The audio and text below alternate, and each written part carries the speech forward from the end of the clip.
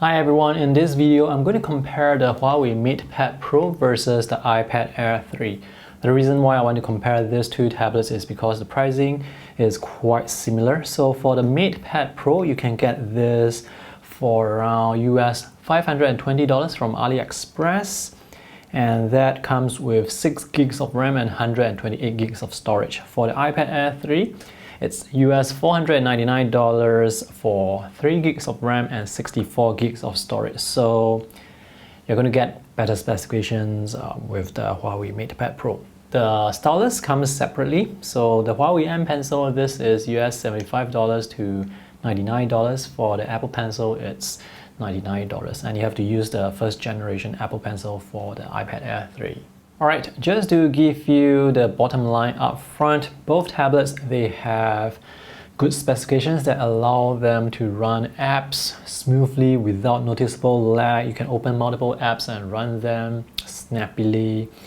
The main difference really comes down to the App Store, and the main selling point for the iPad Air 3 is actually not the design, not the hardware, not the Apple Pencil, but the Apple App Store, because the App Store has been around for a very long time and you have a huge variety of apps from the Apple App Store, and the quality of the apps, they are really good.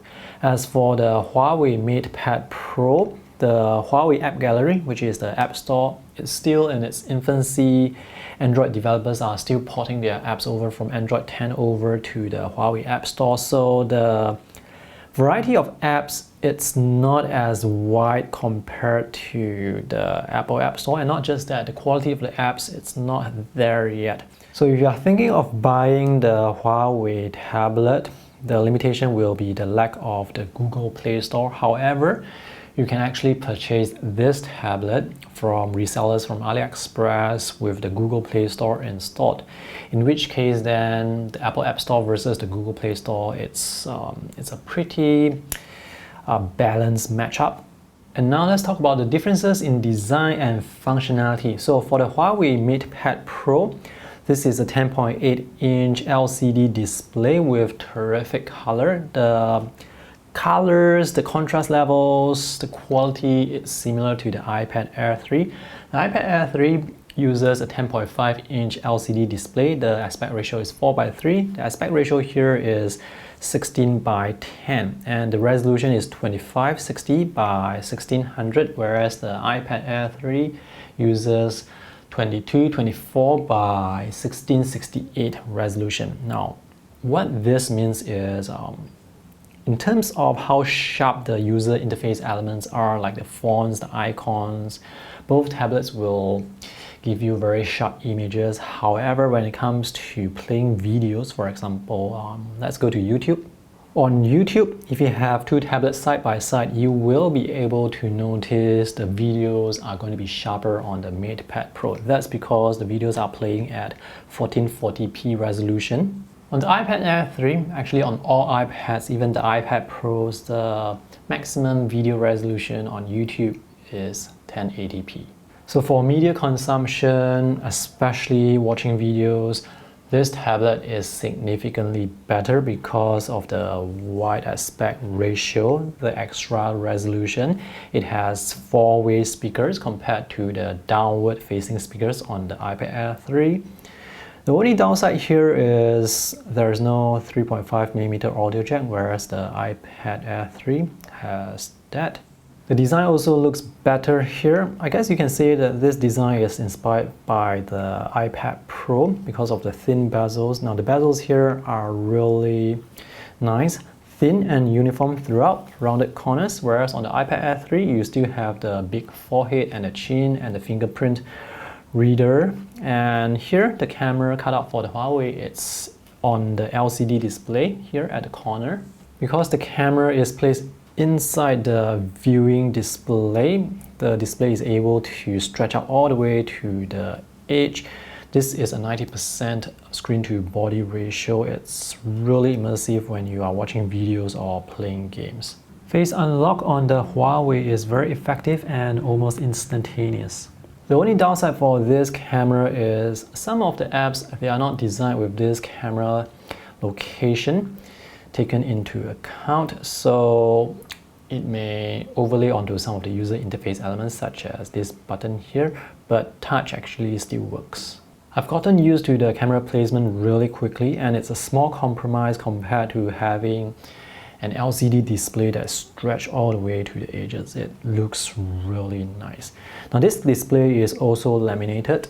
The gap between the pen tip and the LCD beneath, it's very tiny on the Huawei tablet, so it really looks like the lines are coming from beneath the pen tip.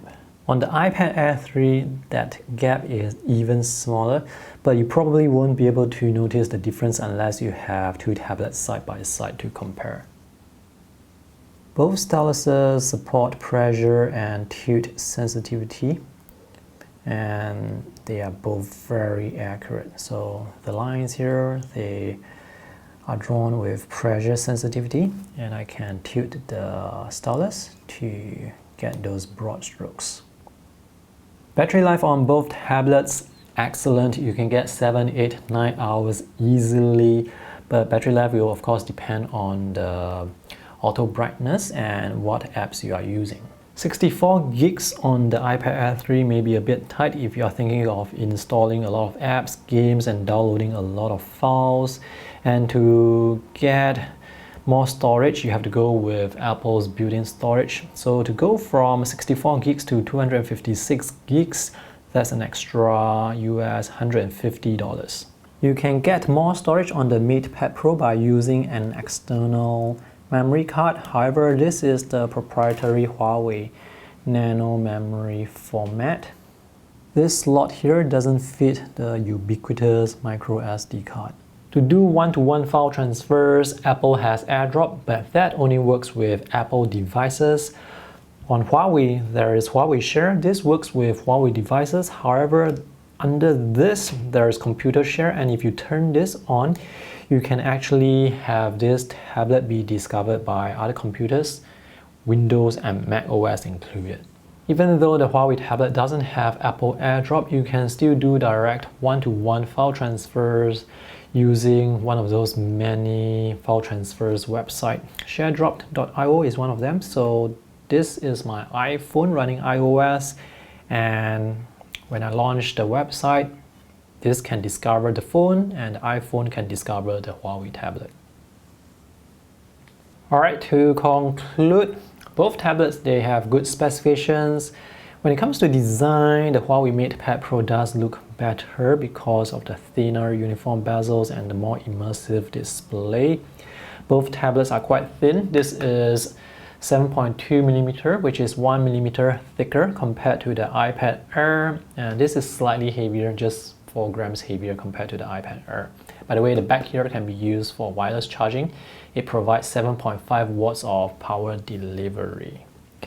So the only downside here is, I guess, the Huawei App Gallery, the Huawei App Store, which is quite new. Without the official apps, you may have to use the web version of those apps and you may not get the same functionality. For example, with the Instagram app, you can take photos and upload directly, but for the Instagram website, you are not able to upload photos. You're going to have to discover the discrepancies with the functionality on your own. So all these icons that you see here, these are actually bookmarks to the respective websites. These are not the official apps. If you can get the Huawei MatePad Pro with the Google Play Store, this is a really good tablet. Unless you're already logged into the Apple ecosystem, in which case getting the iPad Air would make more sense. Alright, so thanks for watching. See you guys in the next video. Bye!